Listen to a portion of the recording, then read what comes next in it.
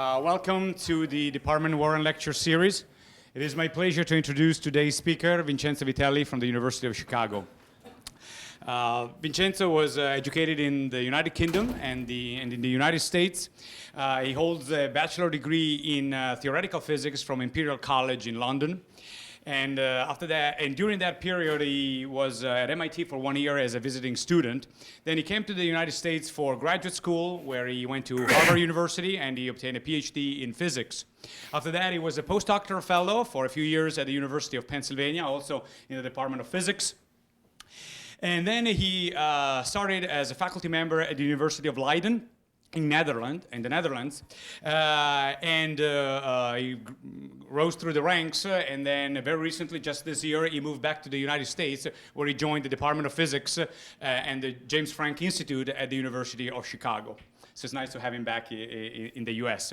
And his interests are in many areas of physics, from theoretical to experimental physics, including topological mechanics, soft matter, granular media, and liquid crystals. And I think that today we will hear a talk about topological mechanics, at least focus on topological mechanics. I started being aware of Vincenzo's work a few years back when I started working in areas related to what you're going to see today. And I was immediately captivated by his style that combines very theoretical considerations with experiments. In fact, he's quite the creative and innovative experimentalist. He come up with a lot of ingenious specimens, and we have an array of toys that he's going to show you later on, as well as very innovative design experimental techniques. And with this, I'm not going to subtract any more time to the presentation, so please join me in welcoming Vincenzo Vitelli.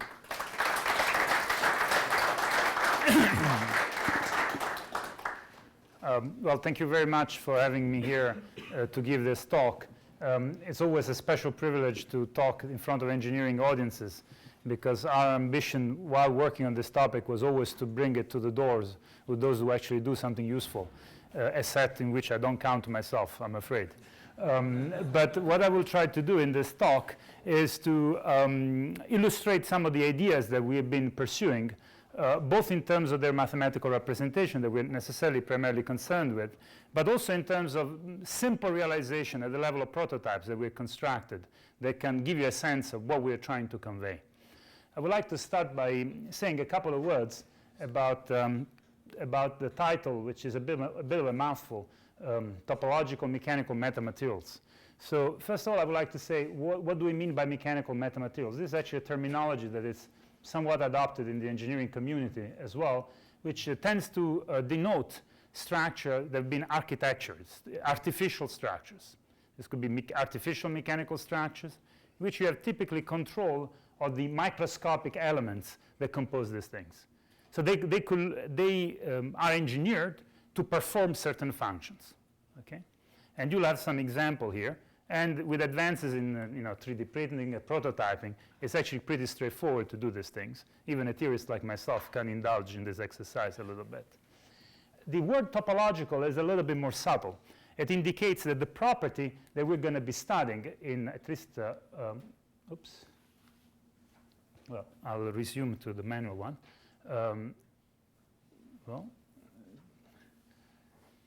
Yeah, so this material is designed to avoid what's happening now. Meaning they're tolerant to certain degrees of imperfections.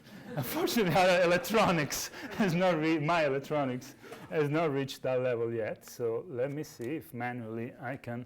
There we go. So the goal here is to design, as I was saying, structures that move, break, conduct sound or heat in tunable but robust ways. Meaning that if we screw up a little bit the manufacturing of the structure, we want the performance to be preserved. Okay? And this robustness is what we indicate mathematically with this word topological, which indicates the smooth deformation of the underlying structure will not change the ability of that structure to have a certain property. Okay? And usually the response that this mechanical structure display is controlled by non-local features. Features that you can't only understand by an intuitive application or local considerations. And before moving on, at the risk of being going straight into the point, I just want to show you an example. Okay? So in this context, what we're going to be analyzing is whether an object is rigid or soft, whether it can move or not. More precisely, in terms of mechanics, whether it contains a kinematic mechanism or not. Okay? And this is actually a model representation of a mathematical model first studied by Kane and Lubansky. I'll tell you more information later. First of all, what are you looking at? You're looking at a series of green bars. You can all see them, hopefully. And these green bars will represent a free degree of freedom because they can rotate around this hinge. But as you notice, for each green bar, there is a orange bar that is a bond that is constraining that motion. You can think of that bond as a spring, but since I made it of hard plastic, that's a spring with an infinite spring constant. So this is an example of what I would call a linkage or a mechanism, the type of thing that you study in Mechanical Engineering 101, a class that I never took, but I had to learn when I became a professor.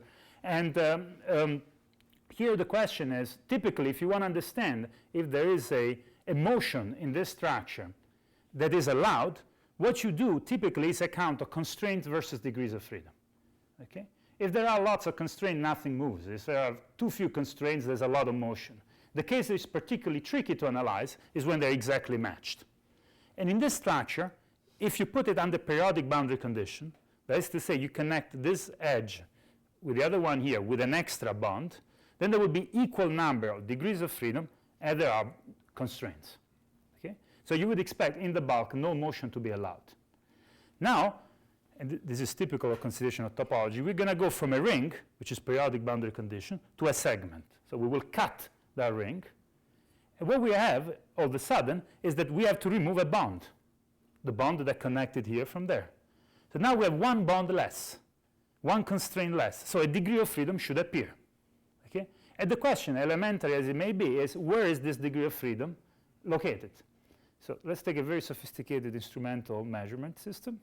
Comes down here and tries to probe. Well, here it jiggles, but that's lousy experimentalist doesn't know how to drill holes. That's me. But check out what happens when I go all the way here. Here you have a very localized motions. Engineers call this more precisely mechanisms. Physicists sometimes call them zero mode, which is a little bit less precise in my opinion. What that means if you call it zero mode, if this was a spring, there would be a vibrational mode whose eigenvalue is 0. Okay? And now you look at it and you say, how come this localized motion is only present, or potential for motion, I should say, is only present here and not somewhere else? The first guess you could say is that, look, the edges are special. Because if I look at this edge, check out what happens. Here there is 1 degree of freedom, the bar, and 1 constraint, which is the orange one. If I look in the bulk, say here, there's 1 degree of freedom, the bar, and 2 constraints. So the edges are locally under-coordinated, so it's obvious that that's where the motion should take place. And indeed, this is what you see here. But by that logic, if I went here, I should also have a 0 motion, but it's not. And we know that the constraint counting algorithm, the constraint counting exercise, while very simple, is a global thing. It tells that there's only 1 0 mode. So if it's here, it cannot be there. But then the question, which was this first question addressed by these two theoretical physicists, Kane and Lubansky, was why is it localized here and not there? What's in the structure is telling the difference between left or right. Okay? And I don't know, I'm going to explain it in more detail, but probably one thing that you can already notice just by eye is that in this system, the green bars are leaning in one direction. Okay, can you see, like, the tip is tilted in this direction. If I study the projection of this object right here, there's an arrow, like almost a mechanical polarization. So this media geometrically know the difference between left and right. A more formal way to say it is Briggs inversion symmetry. Okay? So the degree of softness is localized in the direction in which this mechanical polarization points. And so if we can understand how to calculate that quantity, then we have control on the ability of mechanical structure to contain zero energy motion mechanism or folding mechanism. Okay? And now, and of course, I mean, if I do this, Now this polarization is pointing the opposite way, and the degree of softness is here and no longer there. Okay? Can you all see what I've done? Now, the first time we built this, and we wanted to study this property in more detail, one of my question was, if this is at zero energy motion, it means that there's no restoring force. But then if I keep pushing it, what happens to this zero motion? It should go somewhere. So we did the following experiment. Please keep in mind that this mechanical system is sometimes called a topological mechanical insulator. The reason for calling it an insulator is that if you think about this motion, it cannot move all the way to the other side. It's strictly localized on one end. And this statement, which was proved by Ken and Lubansky, was based on linearization of that problem, meaning considering only small deformation of this structure.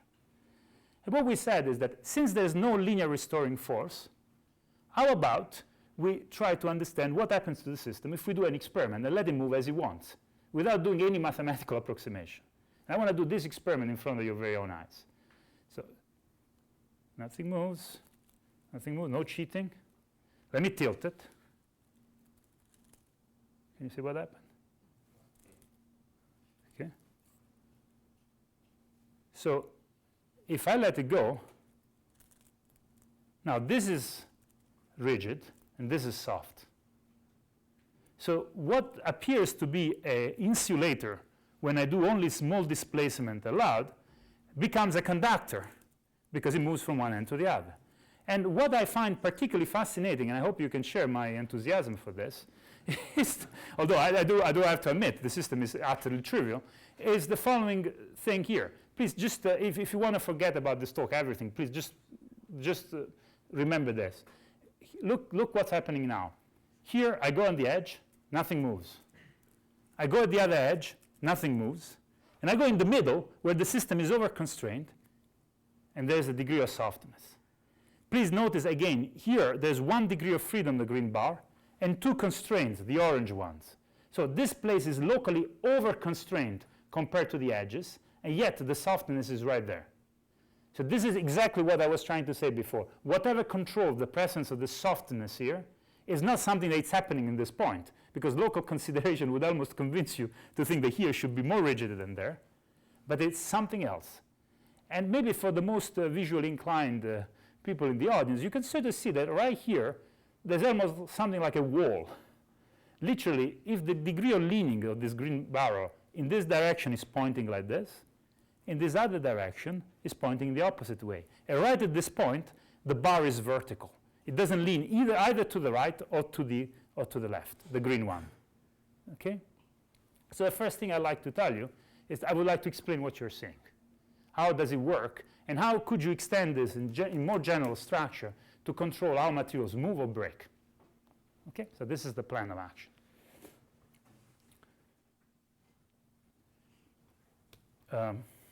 Okay. I hope that we will not have to do this all the time. Okay, what you're seeing here, it's exactly the same structure that I've been playing in my hands. And you can see that I replaced one of these rigid bars by a spring. Okay? And the logic of what you've been observing, the zero energy motion, is that this spring should not be stretched. So if you denote the elongation of this spring by E of alpha, that elongation should be 0. Okay? And now you can write down essentially a simple constraint problem, linearized, that tells you that in terms of the displacement along the x direction of this ball in blue. Okay? This is what we would call this displacement un plus 1.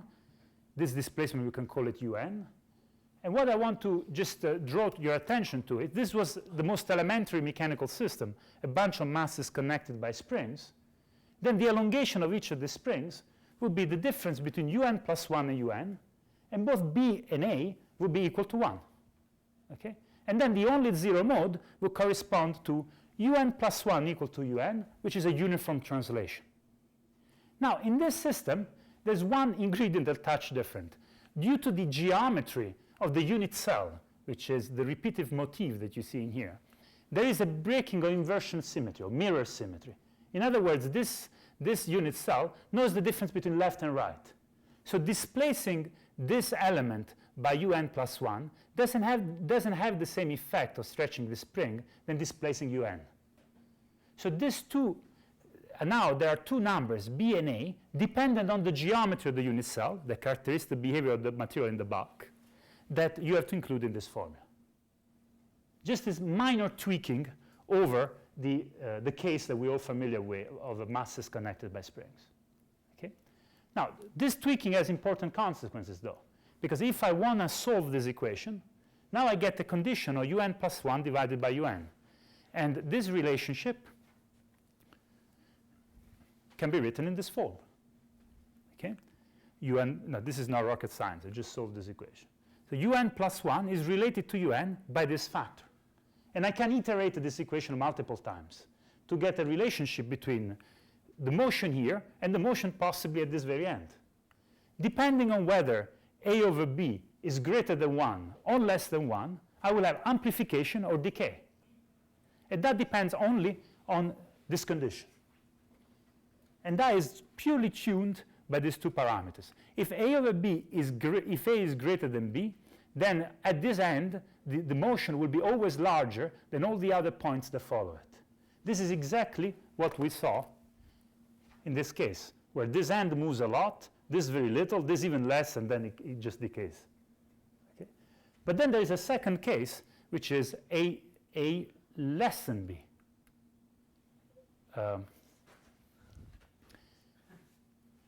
Which is precisely this one. Now you have, instead of an amplification, you have a decay, which means that here the displacement is very small and here is very large, which is the case that you see here. In other words, these two conditions, A over B greater or less than 1, correspond to two distinct classes of either a mode is on the left or that mode is on the right. Okay?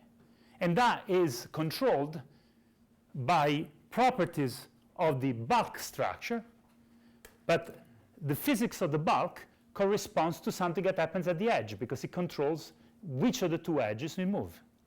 I also want to stress that this edge mode would not exist if the medium was under periodic boundary conditions because the constraint counting will change. So the existence of the edge mode depends on the edge being there, but which edges you're localizing it to depends on some feature of the bulk structure, which is encoded in this ratio. This is probably the simplest manifestation of something I would call bulk edge correspondence. Okay? And the reason why this is so robust is that the only thing you have to worry is not the details of what A and B are, but just in which of these two classes you are in. A will be greater than 1 or A will be less than 1. And that's how this works. And in the end, there's this mechanical polarization which is controlling on which edge you're localizing. And this mechanical polarization is related to this ratio. This is the simple physics of what's happening. Okay?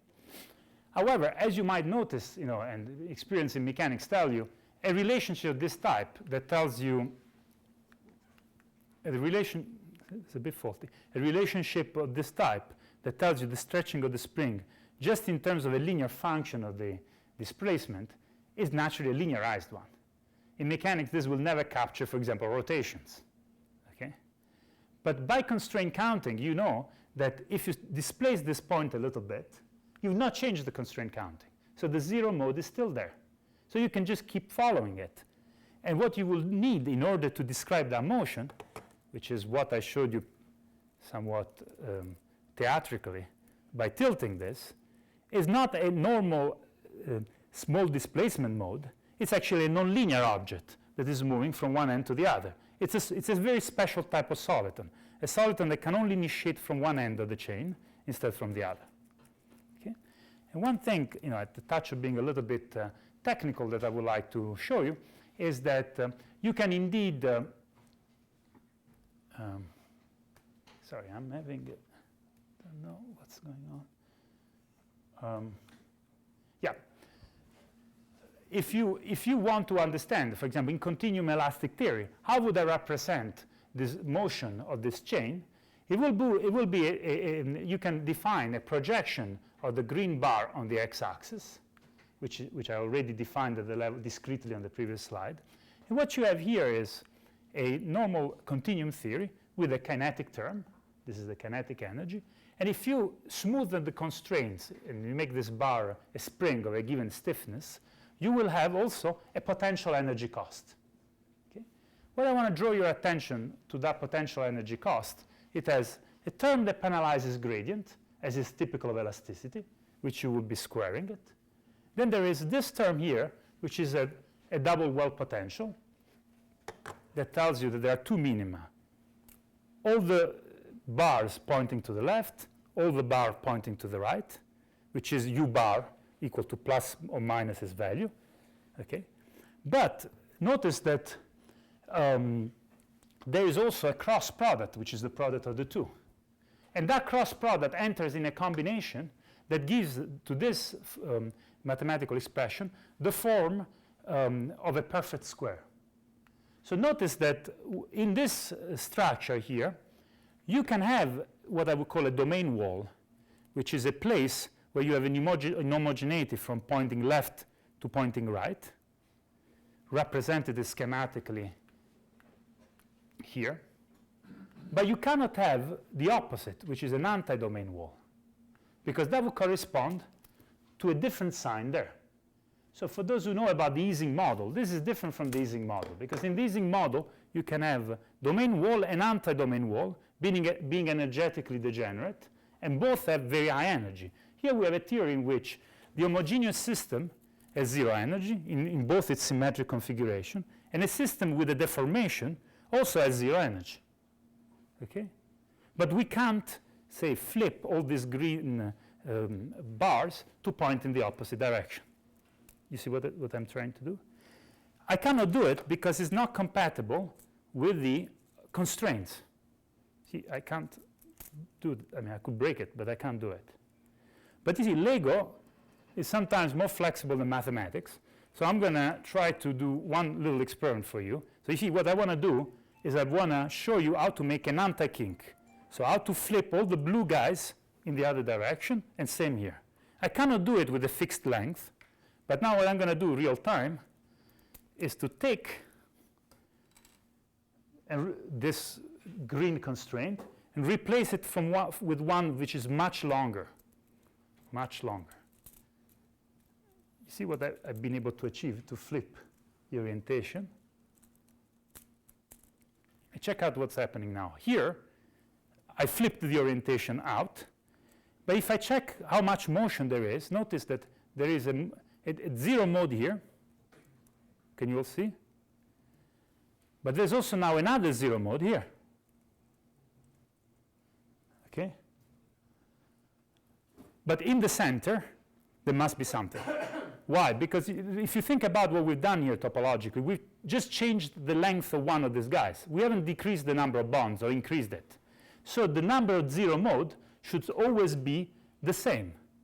However, what we've done here is we introduced a redundant constraint. So mechanicians have studied these problems for many years, and they've concluded that the number of zero mode is not really the number of degrees of freedom minus the number of constraints. It's the number of degrees of freedom minus the number of independent constraints. If them constraints are dependent, or they are not independent, you can create something that we in engineering would call a state of self-stress. Okay? And I want to show you what the state of self-stress is. At zero mode is, let me explain it again like this. At zero mode is an assignment of displacement to the nodes that costs no stretching of the bonds. Okay? That's why you can see it in this structure. A state of self-stress is an assignment of tension and compression in the nodes that results in no forces at the end. Okay? So the rule called Maxwell-Caladine theorem is that the difference between the zero mode and the state of self-stress is equal to the difference between number of degrees of freedom minus number of constraints. So the moment in which I add the state of self-stress here, I can have two zero modes, because the state of self-stress acts like the opposite of a zero mode. It's like a particle and its opposite. Okay? And so familiar with this rudiment of mechanics, we were trying to understand, okay, this zero mode, we can understand it very intuitively as the potential for motion. what does the state of self-stress buys us in terms of material design? Or if you prefer it, how can we visualize its presence? What mechanical response it will elicit? Okay, and could you comment quickly on the length scale that is missing in your integral? You adding VDD. Yeah. It's yes. So what he's asking is this equation doesn't make any sense because here it's u, and here is u divided by length. Evidently, there must be another length multiplying that. It's the lattice spacing. This is actually an important question because it tells you that in this theory, in order to make sense of the structure, you have to retain information about the microscopic length scale. It's a little bit like a granular media because everything comes from the shape of the unit cell. So that information never comes away completely. Okay, it's a good point. Of course, you can always absorb it in a definition of X, but it's conceptually important.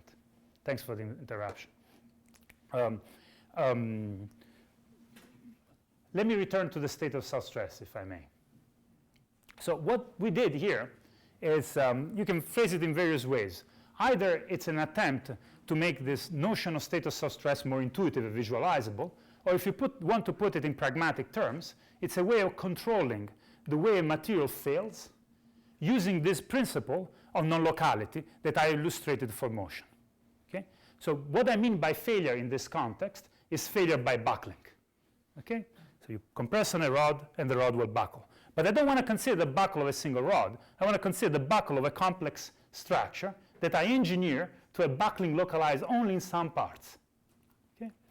And while I do this, may I pass around this toy so you can check that it's all true and there's no tricks. Maybe you can also continue to pay attention if you want. And so this is work done by Jason Palosa and Ann Milson. So let me introduce you to the system. Again, these are not natural systems. We built them. So what are the criteria to build them, to engineer them? So first of all, as you remember from the discussion that we had here and the structure that I'm passing around, you need to start with an inhomogeneity of a broken spatial symmetry at the level of the unit cell. Okay? Here we had the breaking of inversion symmetry, left and right in the unit cell. So here we're going to do the same. We're going to have a bunch of struts, but the object that will repeat itself, if you want to make a crystal out of it, has a difference between left and right, this polarization. And throughout this talk, I'll do something very annoying. I will spare you the details of how you define this polarization mathematically, aside from my attempt to do it elementarily in the first slide. But you can see the asymmetry by eye. This end is different from the other. And now what I want to do is I want to make a material which has this domain wall, like what I've done here, in the same way as we constructed in the Wadding example. And let me show you how we do it. So we will tessellate space with this motif. And at some point, what you'll notice right here, actually, is that this is an information I'm telling you. It's hard to see it visually or understand how we did it in detail. We have created here is a domain wall. And this domain wall, it's analog to the domain wall that existed in this one-dimensional system. So in this part of the material, we can localize zero modes. Okay? On the other hand, here, what we've done is the same thing that we've done in that structure, where we have put the long red bar. I try to localize what I call the state of self-stress. And again, let me stress it. In the zero mode, you have displacement at the nodes that cost no stretching of the bonds. The state of self-stress is assignment or compression, say in red, or tensions in the bond, labeled in blue, that result in no forces at the nodes. It's a dual description. And this state of self-stress are localized in this anti-domain wall, where the polarization moves out. If you want an intuition, which can be translated into mathematical language, if you study electrostatics and dielectric, if you have an influx of polarization, there's a bound charge of one sign. If you have an efflux of polarization, there is a bound charge of the opposite sign. Okay? What we're playing is this game in mechanics. But let me show you what happens when I take this structure here and I try to turn it from a model into, well, from a mathematical model into a physical model. So what I'm going to do here, I'm going to first of all, we're going to sorry, I'm having a little bit of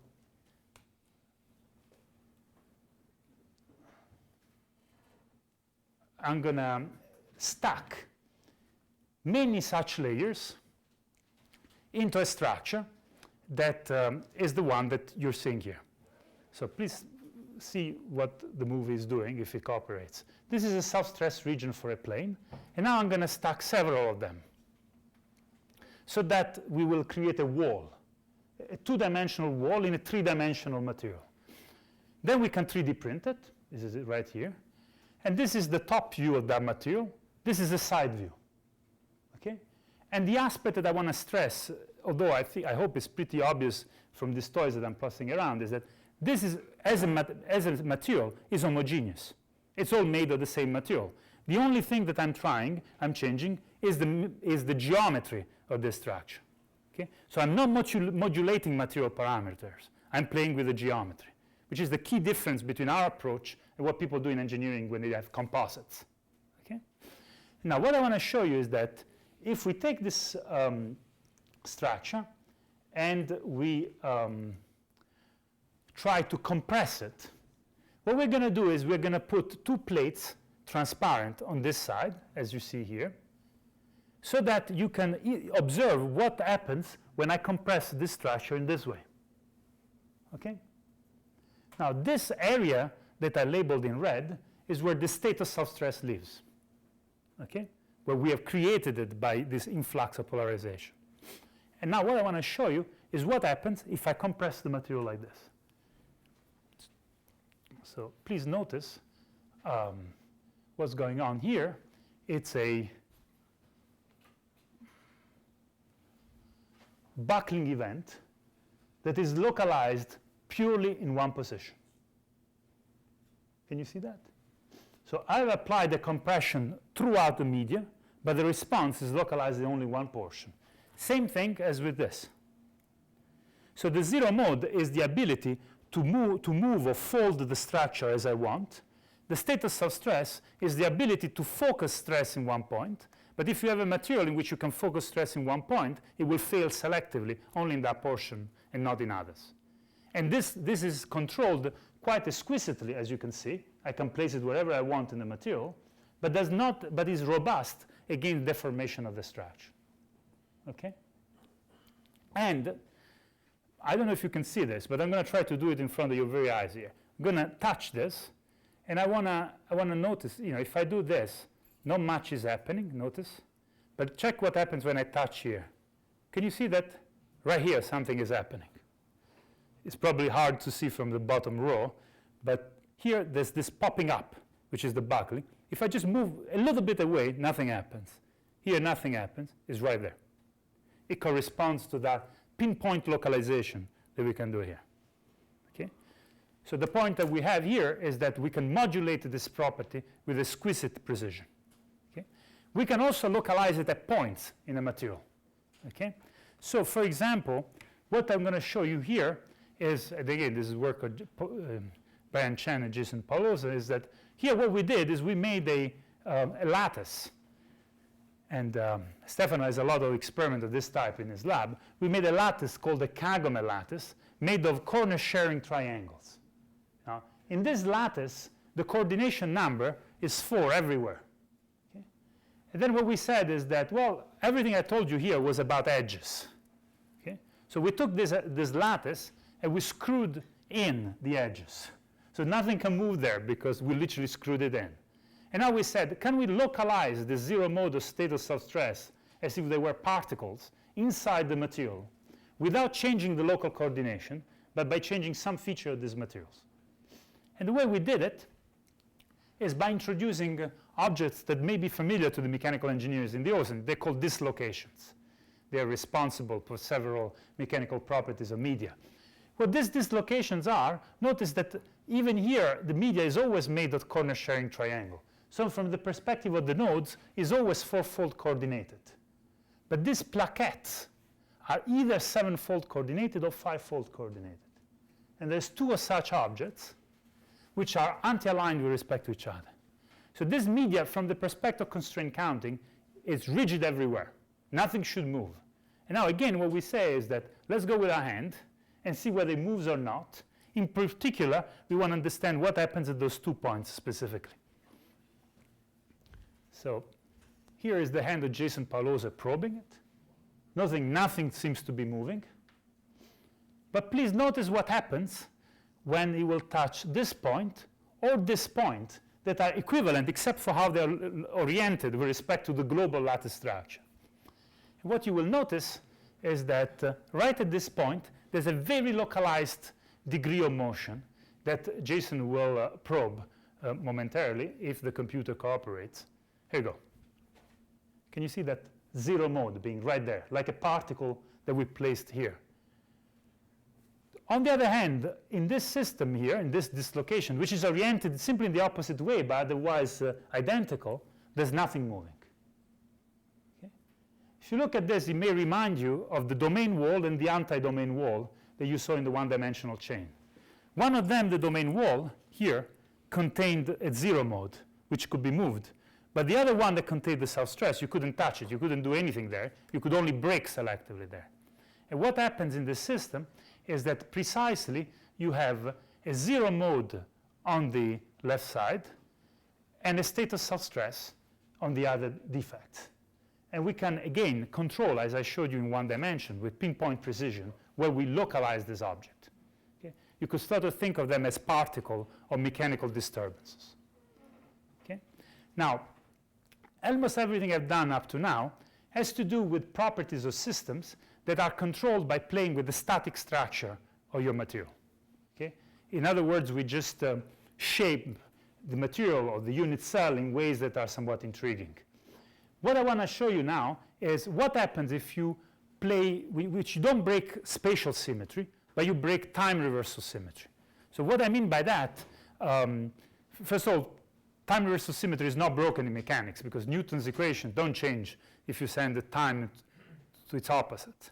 However, what you can do is you can drive your system, or you can put little motors in your system and ask what is the emergent mechanics of this continuum medium. It's a force system or a non-autonomous system. Okay? And there's been a lot of interest by many people to try to understand the property of this medium. Here is a list of some of these people, but I want to single out, if I may, one experiment done in the laboratory of William Irvin, a colleague of mine in the University of Chicago with a bunch of collaborators. And what William has done, as an example, he has taken a bunch of gyroscopes. Okay, these are the gyroscopes, and they're spinning around their own axis. Okay? So notice now I'm mentioning something dynamical, spinning around their own axis. And you could imagine, although the experiment is not quite done that way, they're now connected by masses. Okay? So if we go now back to our foundation of continuum mechanics, this is not the usual model of a solid as masses connected by springs. These are gyroscopes connected by springs. What's the difference is that each of those elements is spinning before you apply a perturbation. And as it's spinning, it knows the difference between clockwise and counterclockwise. Okay? And so what you're going to see now is that William pokes the boundary by trying to apply perturbation, and as a color map, you'll observe a wave going through the media. But what you're noticing is that this wave is also a bit special, like what you've seen throughout this talk. The wave moves only along the edge. It doesn't penetrate much in the bulk. Okay?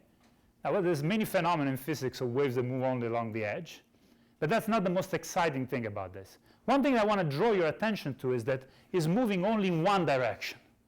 In other words, the spinning of the basic degrees of freedom has been transmitted to the wave that moves in the material, which is an elastic wave. But what is most striking to me, which makes me interested in this topic, and I suspect, at least this is what my friends who work in engineering, both in optics and mechanics, tell me, it's also interesting from the perspective of application, is what happens to these waves when they hit an obstacle. Now, the way I've been brought up is that if you have a wave that hits an obstacle, it scatters. It scatters back, it scatters all around. I want to show you what happens to this special type of wave. So this is an experiment with a very limited number of particles, but notice here that some of this gyroscope have been eliminated by William and his gang. So here there's effectively a sharp wall. And now I want to show you what happens when this wave hits that wall. Please follow the wave, is there. It hits this point here, goes around, and just continues its path.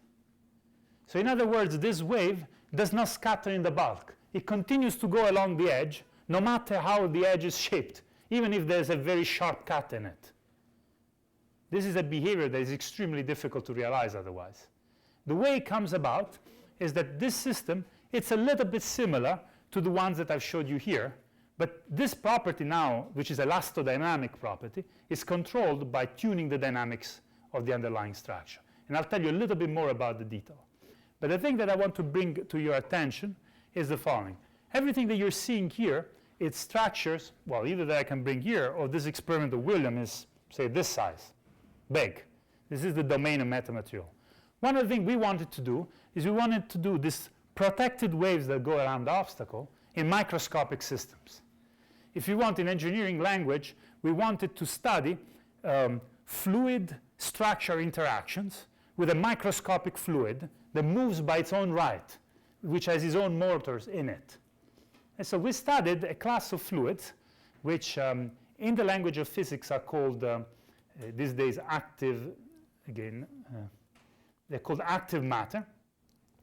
That is to say, we studied fluid that can be composed of colloids. Colloids are particles of the size of a micron, which are motorized. So each of these colloid is self-propelled.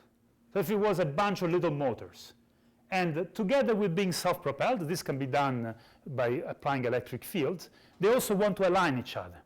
You know, if you study now the flow of such a fluid in a channel, it's very different from the standard problems that we study in elementary fluid dynamics, because normally this colloid will just do Brownian motion that you see here. But if the medium is self-propelled, there will be a flow that is driven in this channel automatically without the need of applying any force. This is the persistent flow, coherent, of all this particle moving. Okay? So you see, the similarity between this and the previous example is that each of these particles has a motor in it. And now we're studying the fluid dynamics of a bunch of particles which are motorized. Okay? So they're inherently out of equilibrium. This is the subject of active matter. Why we want to do that is because we want to study the response of mechanical media that are in perpetual motion. And if we want to keep them in perpetual motion, we have to have something that injects energy constantly, because the system is dissipative. And what we're going to do is we're going to put them in channels. Okay? And one thing that you can already see is that if I put that flowing object that was before in the channel in a ring, there are two outcomes that can happen. Either it goes clockwise or it goes counterclockwise. The symmetry will be broken spontaneously. But what's interesting is that if I put it in a channel made of two rings that share a space in between, because if the particle want to align their motion, we call it them sometimes flying spins, then they will, if this one goes up, the other one has to go up too. So that means that if this is counterclockwise, this has to be clockwise. Okay? And so now what we started saying is that imagine that you did what we could call a microfluidics experiment with particles of this type. And besides imagining, my collaborator, Denis Bartolo, actually built the beginning of this experiment in his laboratory in École Normale in Lyon. And what you see here is the result of his preliminary experiment. Please focus on this movie. Notice that here there's a counterclockwise flow of this particle. Here there's a clockwise flow. Here there's a counterclockwise flow. And what you see here is a lattice, a bit like those lattices that we were building here, but there's something moving in the lattice. It's not static. We have played with its internal dynamics. And this is an equation, this is a result of solving some hydrodynamic theories that we wrote down with Anton Sudol, the postdoc involved in this. And one aspect I want to draw your attention is that here there is the unit cell of our lattice, of this lattice that we study. I want to draw your attention to the shape of this unit cell. This is not a square lattice. You see? There's a missing ring here for this to be a square lattice. And this is absolutely crucial, because I want to show you now, this is a somewhat subtle concept, the concept of time reversal symmetry breaking for a metamaterial. If I have a single ring and I flip the arrow of time, that will send clockwise into counterclockwise motion. Why? Because the material inherently breaks detail balance. It's out of equilibrium. So you can act directly on the equation of motion by flipping the arrow of time, okay? Because there's a forcing that is unidirectional. But if we make now a periodic structure which has a lattice, as a unit cell, 4 rings, then there is an equal number of rings that go clockwise and counterclockwise. So if I flip the arrow of time, even if each ring flips its arrow, the unit cell as a whole is still neutral in terms of circulation. If your unit cell has an odd number of ring, then you will go from a majority blue to a majority red, and you will actually done something. So the lesson to be learned here is that to cause a time reversal symmetry breaking effect in a metamaterial, you need a combination of a special type of dynamics, but also a sensible engineering of the geometry of the material. Okay? And now the question that we're going to ask is the following. Can the chirality of the flow that we induced in a persistent way in this medium be transmitted to the density waves? So just to make sure, you see the parallel. Here we had broken inversion symmetry, so it's a static structural symmetry of the unit cell, and we could control where the zero mode is because there's an arrow in the unit cell. What I'm asking here is the following. You and I are talking via, mostly me I'm afraid, via density modulation of the air that is in between us. If the air in between us was moving unidirectionally, could it be that the sound that goes from me to you propagates and the one that moves from you to me doesn't, because it's not coherent with the underlying motion of the background field? And this is what I'm going to show you here. Okay, this is what happens with the gyroscopes. So to show that, we carried out a rather detailed analysis. You know, here you can see millions of rings, because in theory is cheap to build things big. So you see a big lattice. And in the remaining little bit of time, I want to tell you perhaps a little bit more about the detail. This lattice is exactly the one that I showed you in the experiment. And underneath there is this pattern of flow field. What I want to show you, first of all, in this movie, it's now a color map, showed here on the right, in which I'm going to show you not the flow field anymore, but the perturbation of the density that I induce by pinching a little bit one of these rings. So we assume that we start with the flow, which has this pattern of circulation and counter-circulation, and uniform density. And now we pinch one of the ring to let the density wave move. And what I want to show you is that when we do that,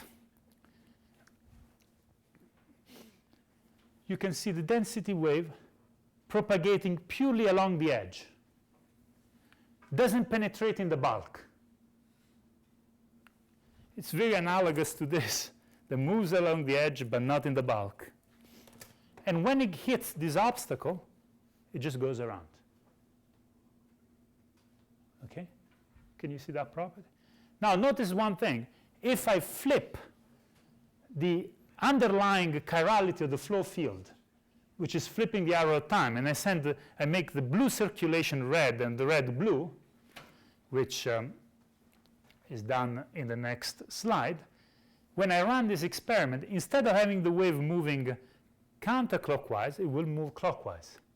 In other words, the propagation of this wave has inherited the handedness of the circulation that I had created in the flow field, and is topologically protected in the sense that it goes around the obstacle completely unscattered. Okay. I want to give you a little bit of sense intuitively of how this magic or apparent magic seems to work. What you're doing here is you're studying, now this is no longer a static problem. This is a dynamical one. So what we've done is we've written down the wave equation for sound in this medium. Okay? But this is a periodic medium. So like you would do in many of this type of application, you can study the band structure of the sound waves. The band structure or the band diagram tells you essentially the frequency ranges in which motion is allowed, wave motion is allowed in this periodic medium. And what we've done is we noticed that in this band structure, especially right here, there is a gap. A gap means that under periodic boundary conditions, you should not be able to propagate waves in this range of frequency. But what I showed you here in this movies is precisely what happens when I excite the medium around that frequency. Okay? Now notice you say, well, this is inconsistent because you show us that it should not be possible to propagate anything, but we do see something moving along the edge. But notice if you calculate a band diagram, you do it under periodic boundary condition. So under periodic boundary condition, nothing is supposed to move, but that calculation doesn't tell you anything of what happens when you have a finite system. It's certainly not what happens near the edge, where the assumption of the structure having no boundary manifestly breaks down. And in particular, what you can do, as we did here, you remember when we defined the A and the B's, we could conclude from the A and the B's that there would have been a zero mode at one edge and not on the other. Here you can do something a bit more subtle. You can define what is called a churn number. So let me go through the logic very, very briefly. Here you have a wave equation. This wave equation is not quite the straightforward normal wave equation because it has a little correction to the gradient, which is proportional to the velocity field. In other words, the density wave propagation is coupled to the velocity field underneath. So that's how he knows about it. What we can do is we can take the eigenfunction of this wave equation, which is roughly what we did in order to make this plot. You can do it numerically. And out of this wave function, you can construct an imaginary surface. Okay? And this imaginary surface is characterized by some integers, which are the number of holes that this surface has.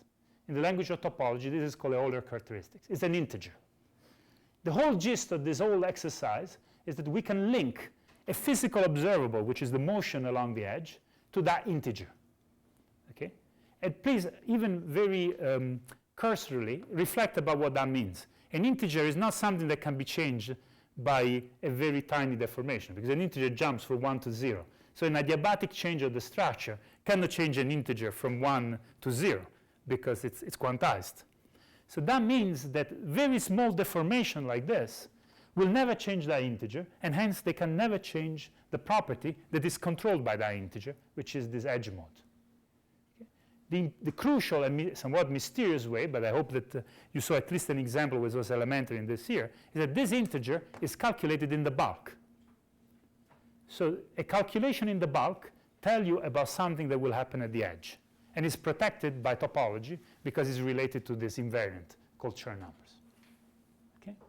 So this is essentially the zero order description of what you're seeing in these movies. I'm getting very close to time to wrap up. So I just want to tell you that, as you noticed here, the crucial element was the circulation.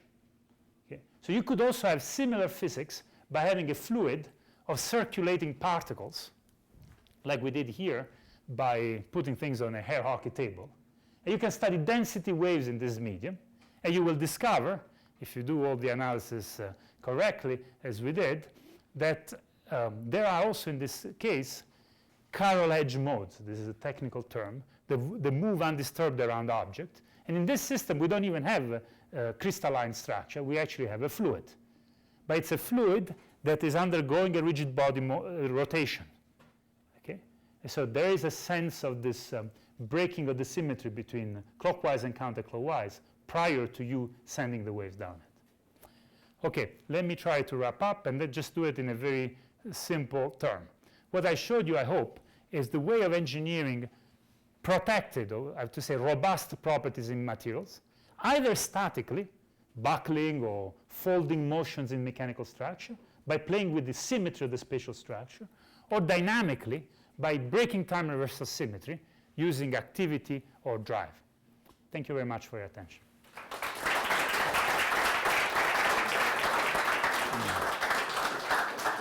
Thank you, Vincenzo, for the great talk. It was as engaging as I expected it to be. We have time for 2 or 3 short questions, and also there's another event after this, but he will be here for other offline questions if we need more time.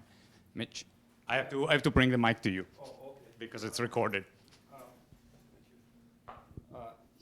I'm a mathematician, so actually the last few minutes I would have liked you to start that point, but the other way, totally have to reversed. see whether that thought is shared by other members of the audience. So what you're saying is, and I didn't know this, that you can really map these mechanical, even fluid problems into this very abstract theory of like bulk edge correspondence. That's you right. can identify That's right. churn numbers. I mean, my knowledge of this is more in electronic structure. So That's right. there's an analogy to. Absolutely, to topological insulator in electronics. So you didn't actually describe in detail how you this mapping Yeah. but your papers have all this in it, I Yeah, assume. yeah. Yeah, very Well, nice. 1 to 0 order, what I would say is the following. You heard, in electronics, you have a wave equation, which is Schrödinger equation for the most part. But any of the features that I'm describing do not come from having Schrödinger equation, coming from having band theory. And you can do band theory with any type of waves you want. Yeah. And the precise statement that indeed I didn't elaborate too much is how you define from the solution of the wave equation under consideration, which could be mechanical, could be Schrödinger, could be Maxwell, how you come to define this integer. And the recipe is identical, any type of wave you're considering. And it's to first define a connection via the solution of the eigenfunction of that equation. And then you can define from a connection a curvature, because it's not a curvature of a real surface in real space. It's described by the eigenfunction. And the integral of this Berry curvature, of this curvature, is like the Euler characteristic of that surface, which tells you the number of holes, which is an explicitly discrete quantity. Now, that number, it's a characteristic of a band. Like I can calculate it. And I can calculate it for this band, and I can calculate it for the band on top. Now what I can do, and what we did here, is I can look at these two numbers and see whether the difference between them is 0 or 1. And that integer tells you the number of edge modes that you're going to have. And the aspect I keep stressing is that that number is calculating from the eigenfunctions. So it's a feature of the bulk. But of course, controls something that happens at the edge. And this is indeed the same mathematics of those systems. Another quick one, Paul, and then we have time offline. Maybe it's not going to be a quick one. Well, make it quick. Yeah, all right. So I really liked your talk. I guess I'm wondering, in terms of maybe designing shape morphing structures, you often want to create a mechanism, but to realize these in engineering devices, what you want are somehow discrete configurations that you carefully design.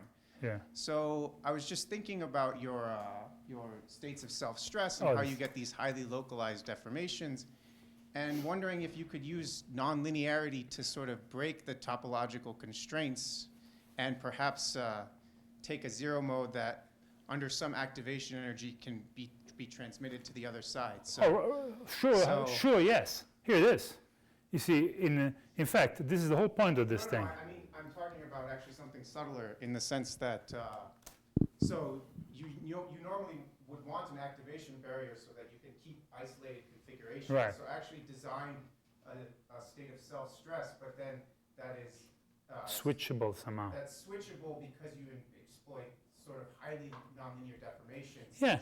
A constraint that disappears at. Absolutely. I think what you need is you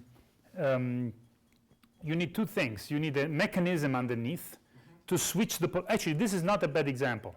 You see what's happening here. You have the zero mode here, and then you have a mechanism that allows to reconfigure your chain. Yeah. So now it is in a new topological class, and the mode is here. Yeah. So what you could have is something with a mechanism underneath, and a state of self-stress that is initially here.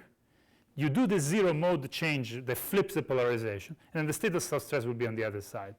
There is a paper called Transformable Mechanical Metamaterial by Xiaoming Mao and her co-workers that illustrates this ability. I would argue that you saw some hints of this already in here. Not with the state of self-stress, but with the zero mode. All right, I think it's time to wrap up, but like I said, he's going to be available offline for some questions, so please join me in thanking him again.